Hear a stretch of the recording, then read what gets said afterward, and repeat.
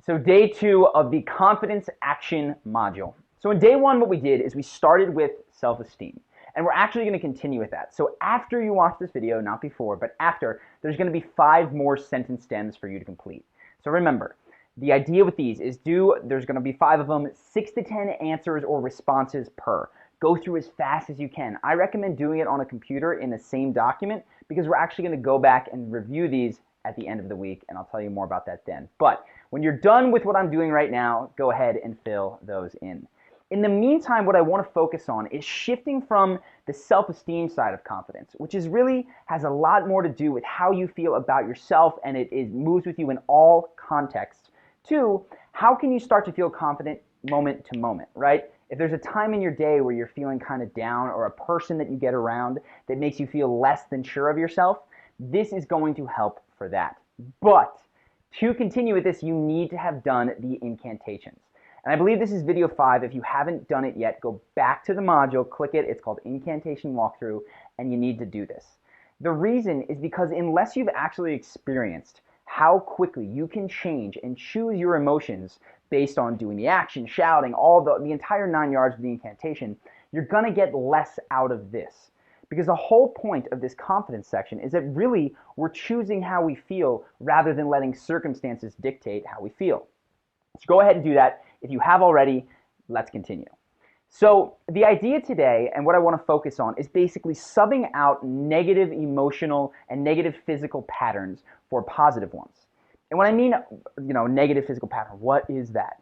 Basically, the idea is that we have things that we do that cause us to feel certain ways. And I talk about this at length. But basically, when you go into work, you cross your arms, you sit like this, you're stuck all day, you're on your computer. If you start to feel down, it's not just because of what's happening to you.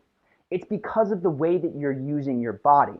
And I can tell you with clients, I see all different kinds of physical triggers that lead to this feeling of just tiredness or drainedness or lack of confidence. So, I've worked with clients who they do, like a big sigh before they start to feel crappy. Other people who tend to like clam up and they don't move very much and they just get very rigid. Other people who look down and stop making eye contact, they start to get really quiet and they sort of just talk into their chests.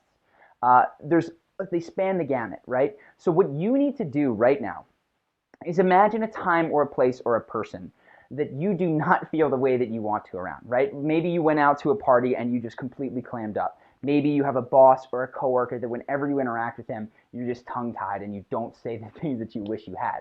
So I need you to, for a moment, start to go there emotionally. And what that means is to basically imagine yourself in that situation vividly. See what you would see. Feel what you would feel. Say the things to yourself in your head that you would say in that situation. Oh God, please think of something. And most importantly, stand or sit like you would be standing or sitting. So once you've started to do that, you might find that you're like going like this, your breath gets a little bit more shallow.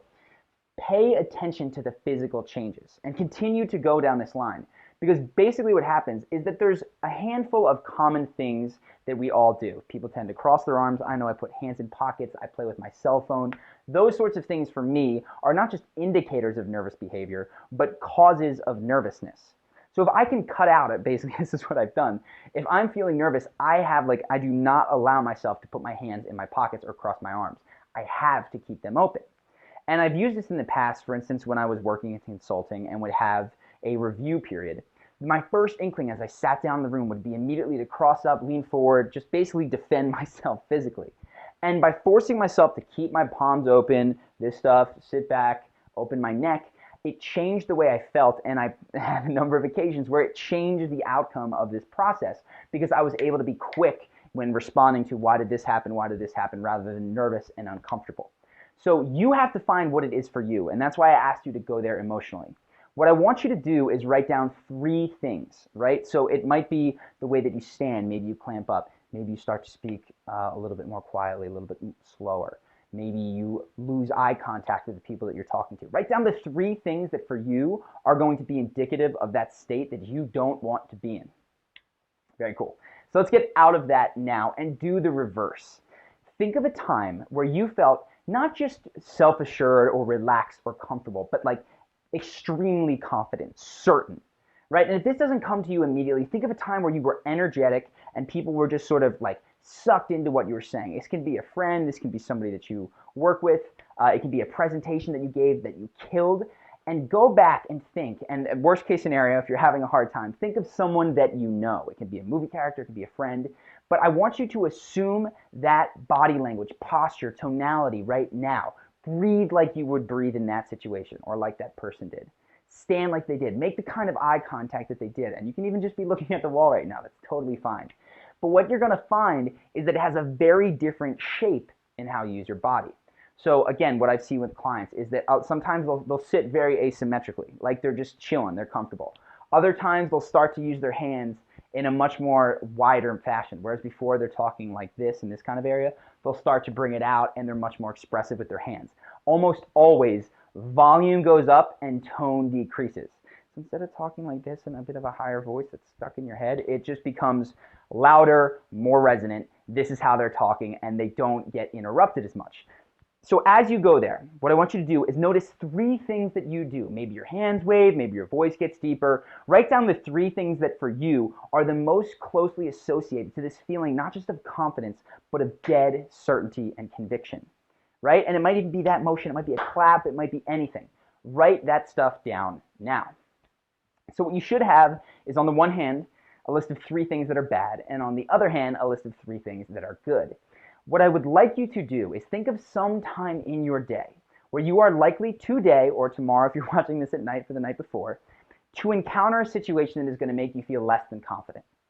And if it's just, maybe there's someone in work, but maybe it's just you start to feel tired or bored or like lazy after lunch, right? And where you're going to start to like sit forward, hunch forward, and maybe not lose confidence, but sort of lose gregariousness with people. So think of a time that's coming, set that trigger for right beforehand.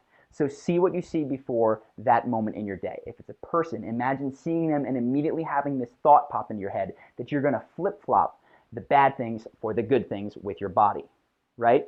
So set that mental trigger, and then what I want you to do is, in that situation, immediately take the 3 behaviors that you're not doing and break them. So right, hands come out of the pockets, you got to talk louder, and start to do the 3 things that were good. So maybe that means that, okay, well, I got to talk loudly, so now I have to speak, I have to move my hands a little bit, and I have to smile. So I walk up to my boss, and instead of being like, hey, how's, yeah, work's good, I'll be like, yeah, work has been going pretty well, things have been great so far. It can be the same content, but as long as you're moving your body differently, you're going to notice a change in a matter of seconds or minutes. So that is the mission for today. Substitute crappy body language for good body language, not just for the benefit of the other person, but for your own mental state. Because all of confidence really comes down to emotional mastery. Can you control how you feel in high pressure moments? And this is the way that you do it. Obviously, if for the rest of the day you can keep your hands out of your pockets or break whatever bad patterns you have, do it. But the focus, as always, is just on one time to get the ball rolling.